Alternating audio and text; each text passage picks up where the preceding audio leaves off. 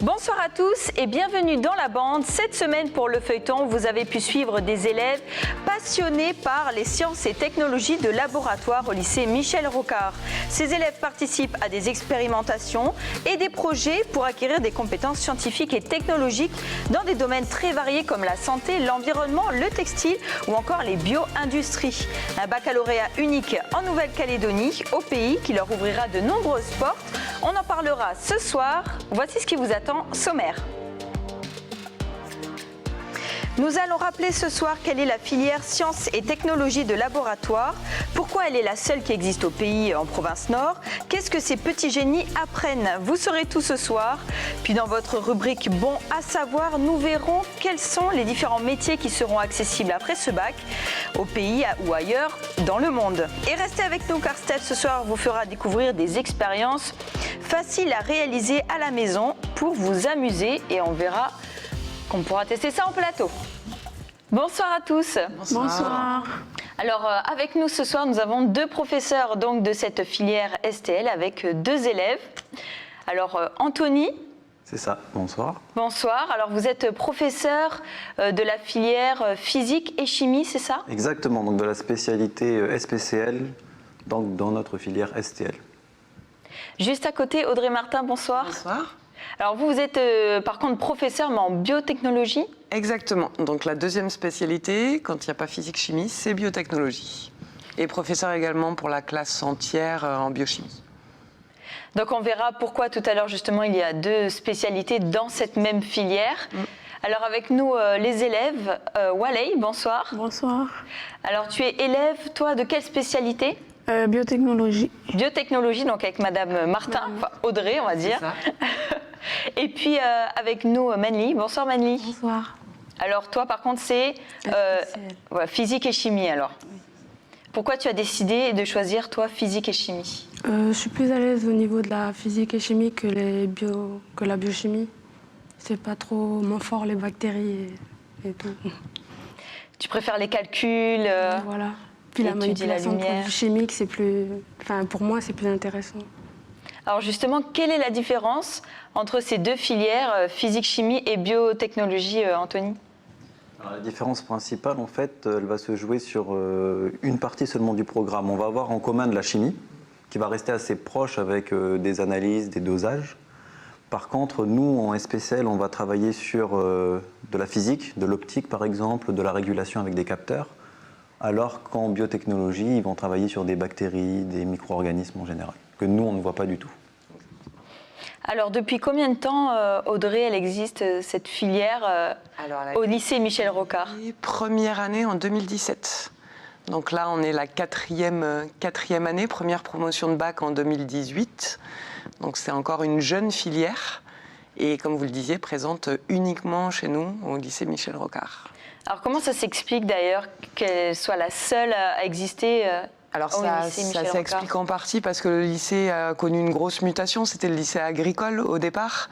Et en 4 ans, en 4-5 ans, on a presque doublé les effectifs élèves. Il y a eu énormément de filières qui se sont développées pour compléter la casquette agricole et offrir aussi bien du technologique, du général, du pro, etc. Donc tout ça s'est beaucoup développé. Et le choix s'est porté sur cette filière-là, qui n'existait pas.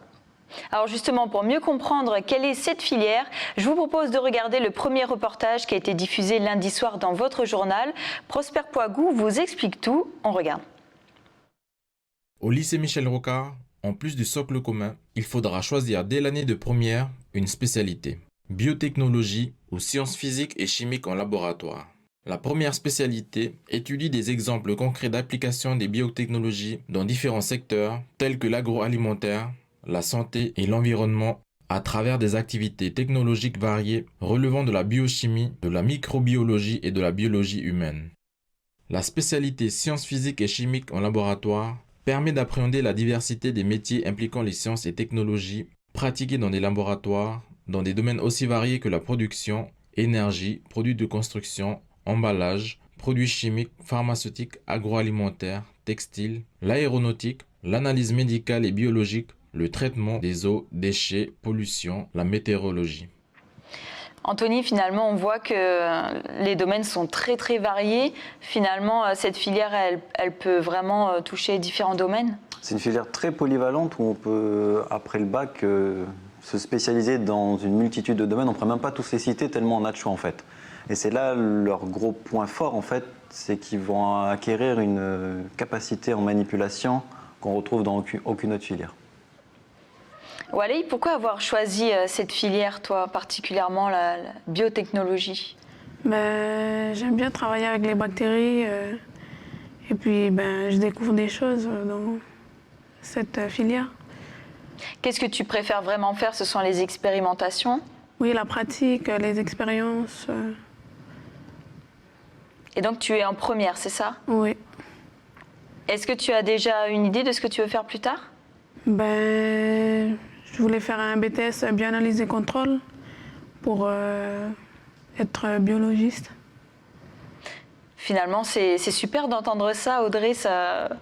On se dit qu'il y a vraiment de la motivation derrière et des passions qui naissent en fait. Oui, c'est ça. C'est qu'ils naissent parce qu'ils sont arrivés là donc avec une idée, attirés par la manipulation, par la technique. Et puis au fur et à mesure, ils approfondissent, ils orientent un peu leur choix. Ils découvrent la microbio, c'est complètement nouveau pour eux.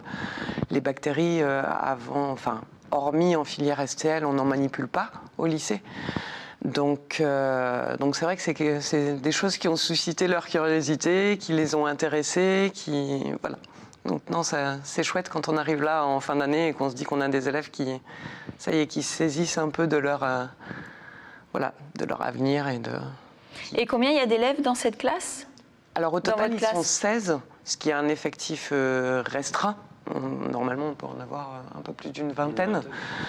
Donc 16, on est à petit effectif. J'allais dire tant mieux pour nous, puisqu'on a des conditions de travail qui sont idéales.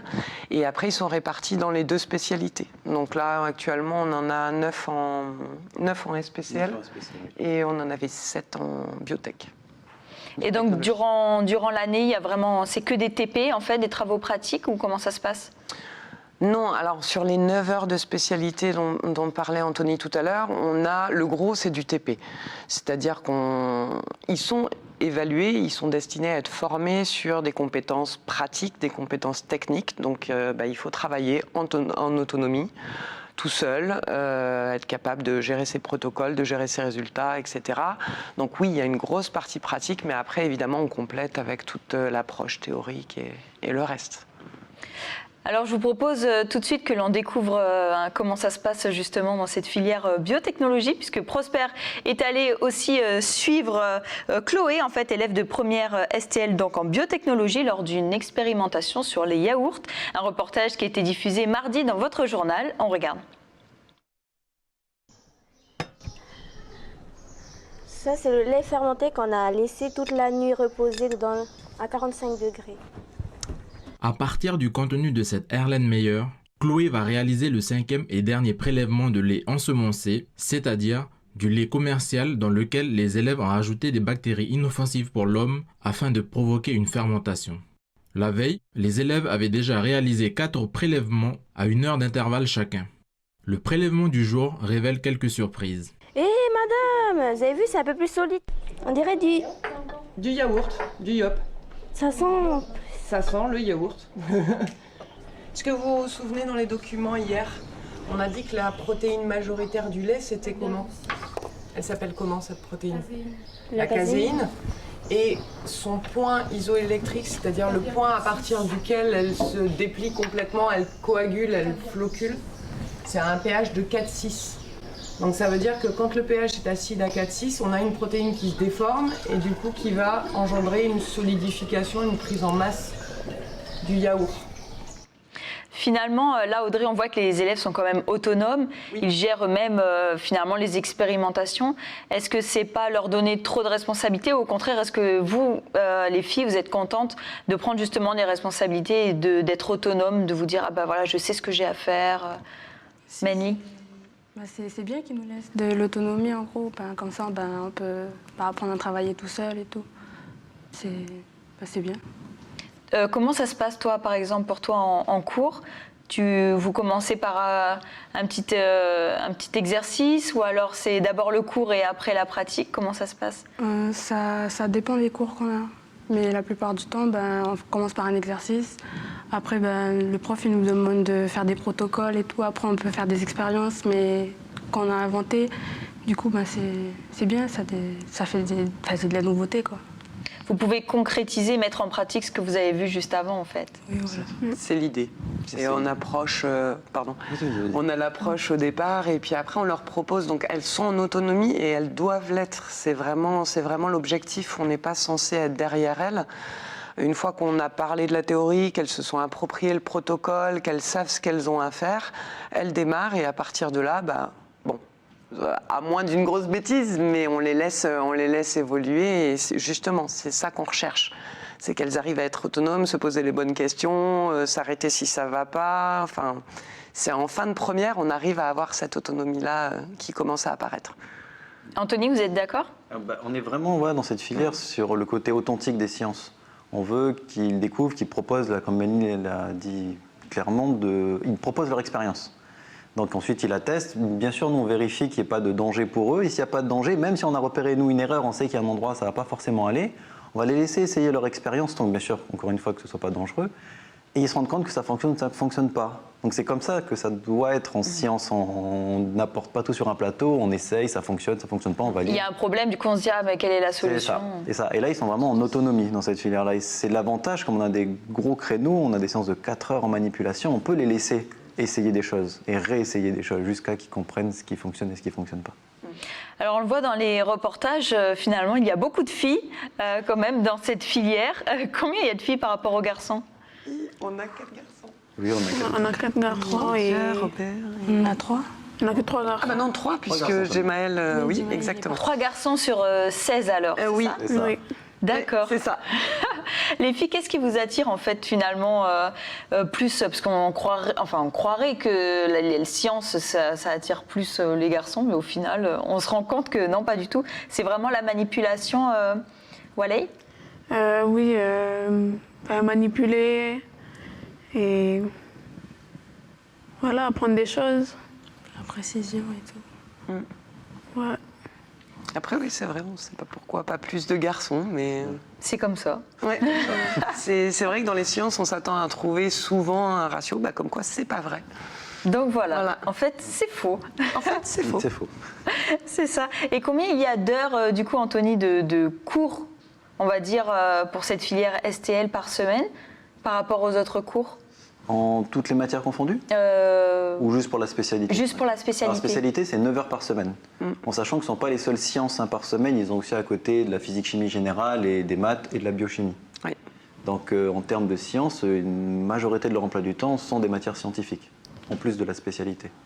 Et dans toutes ces heures-là, on va retrouver rien qu'en spécialité 8 heures en laboratoire. Donc les images qu'on voit dans les différents reportages, C'est au laboratoire. ils ont déjà 8 heures au laboratoire. En sachant que la physique-chimie est aussi au laboratoire après, donc ils passent vraiment beaucoup de temps dans des laboratoires à faire des sciences. Et les filles, non, vous vous lassez pas en fait, Mélanie? Non, pas du tout. Non, c'est bien de travailler en laboratoire. On a l'impression d'être de vrais laborantins et tout. Du coup, c'est net. Elle est bien l'ambiance dans les labos. Ça motive encore plus pour continuer dans la même voie en fait. Oui, voilà. Et alors avant qu'on regarde le reportage qui va suivre, puisque bien sûr on a suivi la biotechnologie mais aussi le cours de physique et chimie avec Anthony, qu'est-ce que tu fais par exemple lors d'un cours en physique et chimie avec Anthony? La dernière fois, on a fait la synthèse de la Doliprane. Et on a essayé de créer le Doliprane. On a pris tous les produits et tout, et on a fait la filtration Buchner et tout. C'était bien. On n'a pas réussi à faire, mais... Vous voyez le procédé, quoi. Voilà. C'est eux qui ont proposé leur protocole pour le Doliprane. Donc chaque groupe n'avait pas forcément le même matériel, c'était leur choix, parce qu'ils ont la liste de tout le matériel disponible au laboratoire, ils choisissent ce qu'ils veulent. Le but, c'est de me donner ce que j'ai demandé, du coup ici la consigne c'était un Doliprane. T'avais mal à la tête. Exactement, donc ils sont vraiment autonomes, c'est ça en fait qui est intéressant. Et est-ce qu'il y a tous les outils dont vous avez besoin en classe, ici au lycée Michel Rocard, Oui, pour au niveau des faire ça? équipements, on est content de ce qu'on a. Oui. Je vous propose qu'on regarde tout de suite comment ça s'est passé en classe pour la spécialité physique et chimie en laboratoire. Prosper a suivi un cours avec Anthony, un reportage qui a été diffusé hier soir dans votre journal. On regarde. Le capteur qui nous intéresse aujourd'hui dans notre TP, c'est celui-ci, le BPW21. Le but de ce capteur, c'est un capteur de lumière. Du coup, forcément, on va devoir ici mesurer quoi? La luminosité ambiante. Pour mesurer l'intensité lumineuse perçue par ce capteur, Lorena et ses camarades utilisent de façon autonome deux appareils. Tout d'abord, un luxmètre qui permet de mesurer l'intensité lumineuse reçue de la lampe et un voltmètre qui convertit cette même lumière en signal électrique. On va rentrer dans le tableau de mesure à chaque fois, les différentes mesures qu'on a sur les deux appareils. Là, à cette distance, on a 0,029 volts et 202 lux. On essaie de prendre le plus de mesures possible parce qu'après, on va utiliser l'ordi pour faire un graphique. Plus je vais rapprocher la lampe du capteur, plus la valeur en voltmètre et en luxmètre va augmenter. Grâce à ces mesures, Lorena peut constater sur son graphique qu'il existe une relation particulière entre les deux mesures qu'elle a relevées. La tension électrique évolue proportionnellement en fonction de la luminosité perçue. Anthony, là, on a vu, donc c'était un cours sur la luminosité, c'est ça? C'est ça, exactement. Le principe de ce TP, c'était d'étalonner un capteur, en l'occurrence ici un capteur de lumière. On pourrait le faire avec un capteur de pression, de température, en tout cas différents capteurs, afin de l'intégrer dans une chaîne de mesure. Donc à part la lumière, qu'est-ce que vous étudiez en cours pour cette spécialité? Alors là, dans cette spécialité, c'était le TP qu'on voit dans le reportage, c'est un TP de physique du coup. Donc dans le module physique, on parle de la lumière, des capteurs, de l'appareil photo, des couleurs. Donc ça, c'est à peu près notre programme de physique. Ensuite, on a un programme qui est autour de la chimie, plutôt sur tout ce qui est synthèse, donc fabrication de produits dont le Doliprane par exemple. Des tests physico-chimiques, donc des dosages, des étalonnages, déterminer si un ingrédient, comme par exemple un comprimé de vitamine C contient la dose indiquée sur la boîte, donc ils font des mesures afin de vérifier ou non si ce qui est indiqué est juste. Donc là, c'est ce qu'on appelle du contrôle qualité. Et on fait aussi également non, en fait, on fait rien d'autre. C'est déjà pas mal. Je suis en train de réfléchir, mais non, voilà. Mais finalement, la chimie, ça se rapproche un petit peu de la biotechnologie, non? C'est encore différent? C'est ce qu'il disait tout à l'heure, on a une partie commune en chimie. Alors nous, on n'a pas tous ces aspects de synthèse. Nous, en biochimie, on va plutôt se concentrer sur des méthodes de dosage, de détection, de mise en évidence, de séparation. Donc pareil, on peut être amené à doser de la vitamine C dans un jus de fruits, on peut être amené à doser de l'acide lactique quand on fabrique les yaourts, se poser la question de la potabilité de l'eau, faire du dosage de nitrite, bref, tout ce qui va nous servir à donner une réponse en termes de contrôle qualité ou de conformité par rapport à un produit, un cahier des charges d'un produit attendu. Les filles, est-ce qu'il y a un TP qui vous a marqué ou est-ce qu'il y a vraiment quelque chose que vous préférez faire, Waley? Ce qui m'a marqué, c'était le concours qu'on avait fait à Garart. Quel est ce concours? C'est où on devait dessiner des trucs avec des bactéries. Et il y avait des bactéries qui faisaient des différentes couleurs. Ah oui, on avait diffusé un reportage justement, c'est extraordinaire d'ailleurs. On avait organisé ça en interne, oui, ça se fait pas mal, en métropole, à l'échelle nationale même. Nous, on l'a fait en interne, entre nos premières et nos terminales. Et voilà, le but, c'est ça, c'était de créer des œuvres d'art à partir de micro-organismes sur boîte de pétri. Donc c'était chouette, et oui. Mais c'est vrai que c'était très beau, c'est original. Un peu, ça fait des formes, on peut faire des arbres. Exactement. Ouais. Et Menli, est-ce qu'il y a un moment qui t'a vraiment marqué, toi? Ce que tu préfères faire en TP ou... Les dosages colorimétriques. On a un montage et ensuite on verse la solution dans le bécher et au bout d'un moment ça va changer de couleur. Puis faut vraiment être sur le truc pour pas louper le temps et tout. Puis c'est net. Sinon, si tu te trompes, ça peut faire de la mauvaise couleur ou alors du coup tu te trompes sur le contrôle, c'est ça? Oui, voilà. faut vraiment avoir les yeux dessus.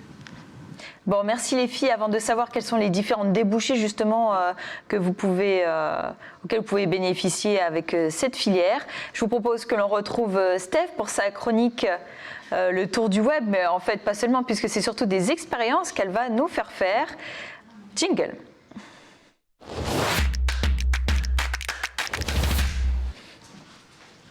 Bonsoir Steph. Bonsoir. Hola. Tu as les mains bien chargées, dis donc. Oui, après c'est des petites expériences. Hein. Donc je m'installe. Installe-toi. Je me rapproche un peu. Hein. Vous allez les faire aussi avec moi. Enfin, on va essayer ensemble. Donc, en fait, c'est des petites expériences assez simples qu'on peut faire à la maison. Donc avec des choses qu'on trouve à la maison. Donc bien sûr les enfants à ne pas faire les deux premières expériences donc tout seul parce que c'est surtout avec des bougies. Donc pour la première expérience, vous allez voir comment avec une bougie on peut aspirer de l'eau. Donc c'est parti. On a besoin d'eau. On ne sait jamais, ça peut nous servir un jour peut-être. Bon. Je ne sais pas, mais bon. Donc une petite assiette, une petite bougie. Moi j'ai pris une petite bougie, hein, voilà. Ensuite, ça, un petit verre, parce qu'en fait je vais... On va peut-être pousser la bouteille d'eau pour voir la petite bougie. Voilà, pardon. Et puis moi je vais colorer... un peu l'eau, comme ça on va bien voir... Oh, faut pas que je mette partout, sinon on va me... Est-ce que vous avez déjà testé cette expérience ou pas? Non. On va voir. Moi, je colore juste un tout petit peu pour qu'on puisse mieux voir l'expérience. Tac. Hop. Donc, c'est de l'eau colorée et une bougie. Oui, en fait, moi, je la colore comme ça, on va bien voir. Et puis, j'ai besoin, bien sûr... Enfin, moi, j'ai pris un petit bocal. Tac, c'est parti. Normalement, c'est tout. Oui. Alors, on va mettre d'abord l'eau. Vous me dites, hein, parce que c'est vous les experts. Nous, on observe. Ah, vous observez. C'est la première phase, on observe. D'accord, donc en plus j'en mets partout. Bon, c'est pas grave. Donc c'est sur la tout table. prévu, Steph. L'éponge. Voilà. Ça, c'est fait. Ok, donc on va en mettre un peu. On peut en mettre encore un peu, je pense. Voilà. Tac. On met ça ici. Ensuite. Ah, Oula, les filles peuvent t'assister si tu veux, Steph. Ah oui, bah oui, faut l'allumer. Vous voulez allumer la bougie? Allez, peut-être. Allez, on allume la bougie. Allez, voilà. Comme ça, tout le monde participe. Hein. Une petite expérience, moi j'en ai mis un peu partout. Voilà. Bon, en plus, il faut attention, le colorant alimentaire, ça tâche. Ça tâche. Oui. Donc, on allume la petite bougie, parfait. Donc, la petite bougie sur l'eau. Voilà. Et normalement, la bougie va aspirer l'eau, c'est ça? Oui, alors oui. Alors attention, on va mettre donc le bocal. Sinon, ça va pas marcher. Ah oui, il faut secouer. Alors, regardez bien. Elle va s'éteindre.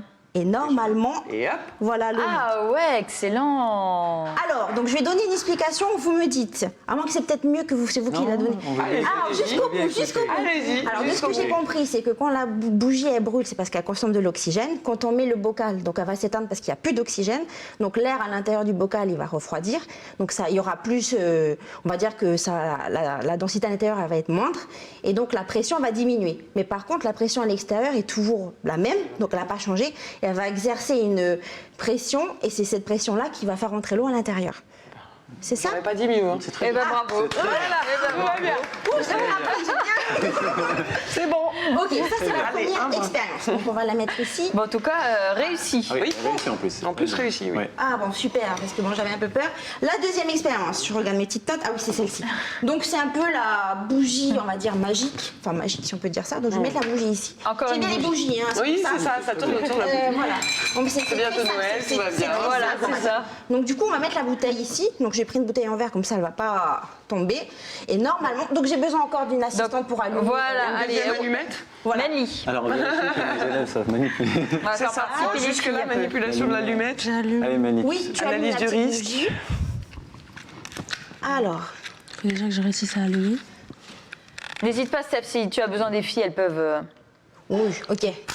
J'ai pas l'habitude d'avoir t'assister. des assistants. Des assistants. Formés en plus. C'est ça.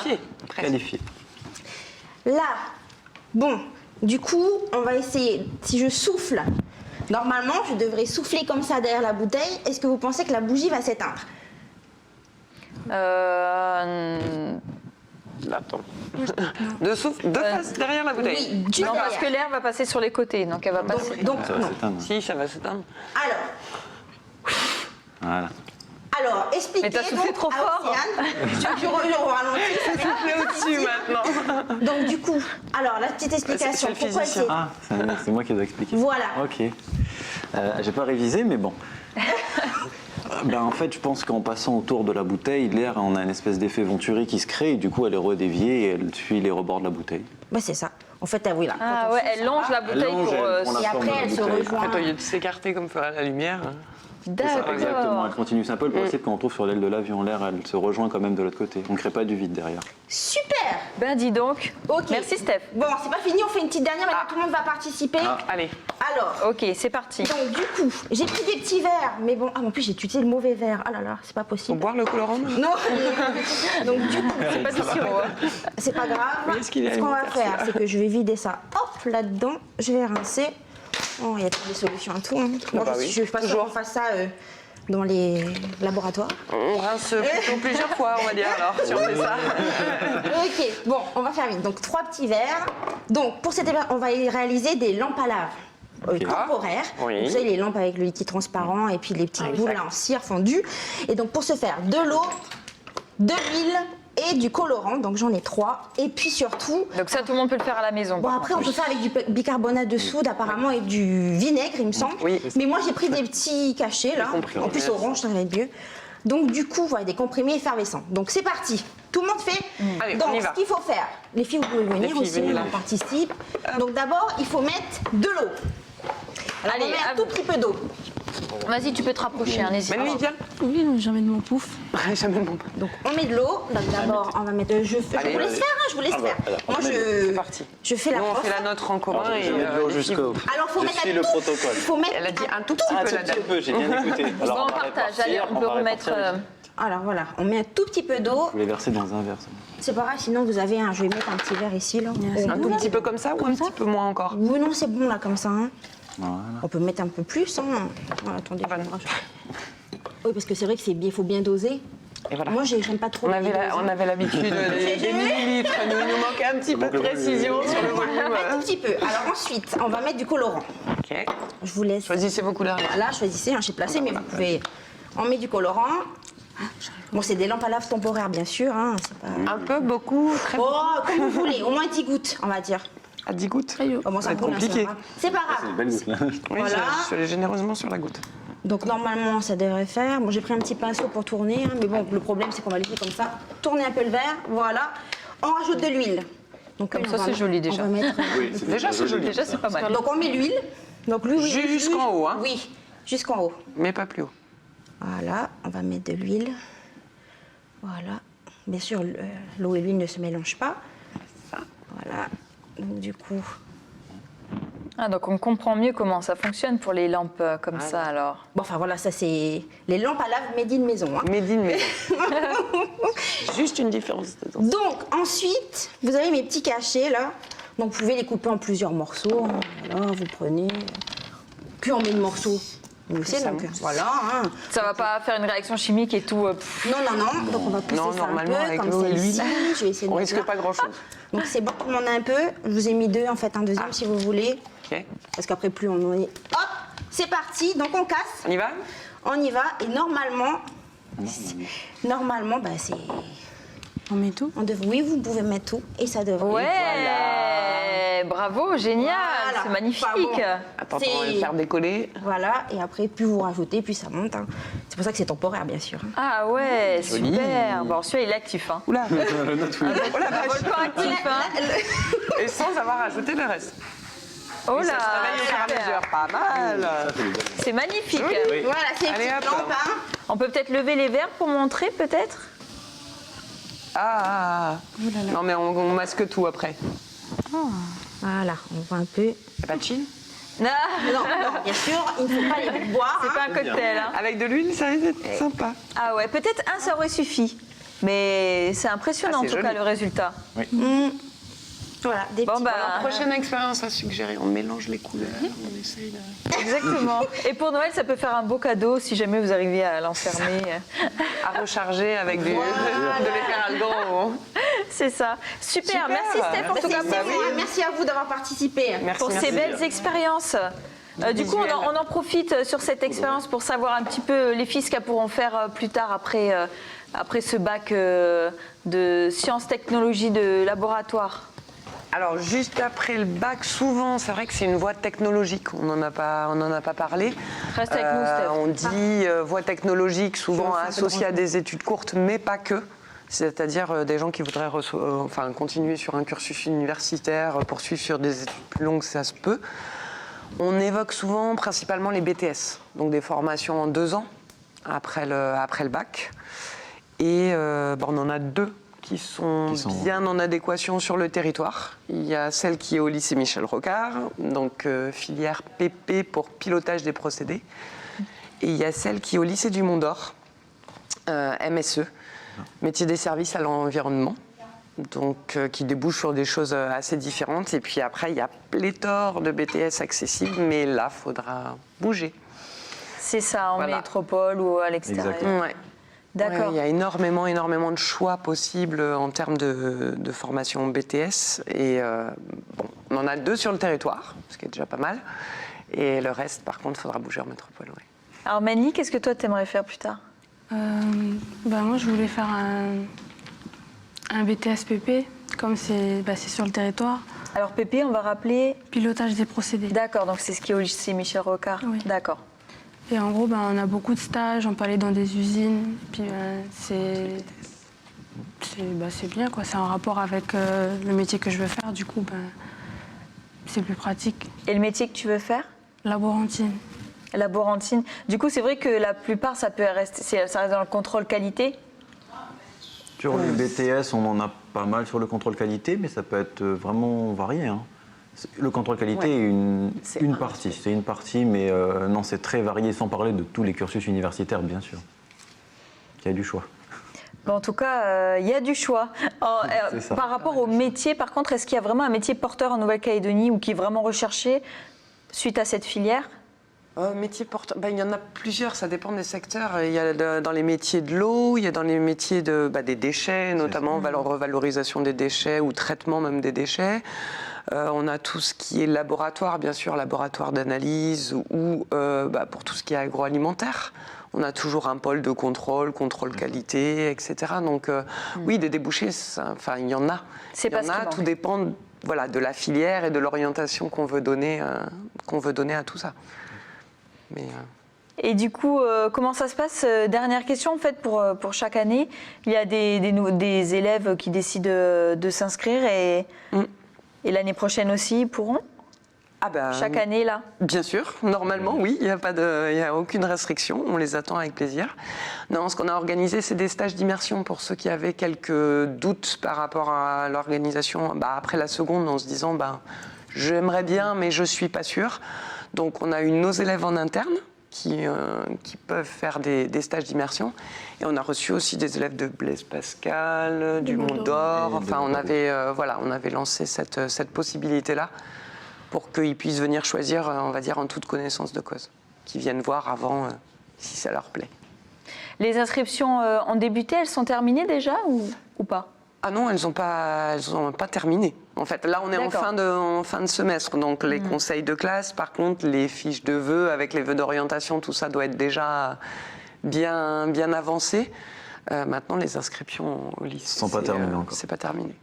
Donc, n'hésitez pas, ceux qui sont passionnés par ce que vous venez d'entendre et par cette filière, donc sciences, technologies de laboratoire. Exactement. N'hésitez pas. Bon, c'est au lycée Michel Rocard. On y est bien, je pense. Il faut demander aux filles. Mais... Et du coup, c'est jusqu'à quand pour s'inscrire? Les dates d'inscription, moi j'aurais dit début décembre. C'est le 11. Le 11 décembre? Ouais, 10-11. Ouais. Donc ne traînez pas, avant les fêtes, quoi. C'est ça, avant Noël. Merci en tout cas à tous d'avoir fait partie de la bande. Merci les filles. Merci à vous, chers professeurs. Et professeur Stéphanie aussi, puisque... Néo-diplômée. C'est ça, bravo, belle expérience. Nous, on se dit à bientôt sur Calédonia et on se retrouve la semaine prochaine pour un nouveau feuilleton. N'oubliez pas, toutes les émissions sont à retrouver sur votre site internet www.caledonia.nc. Bonne soirée et à bientôt.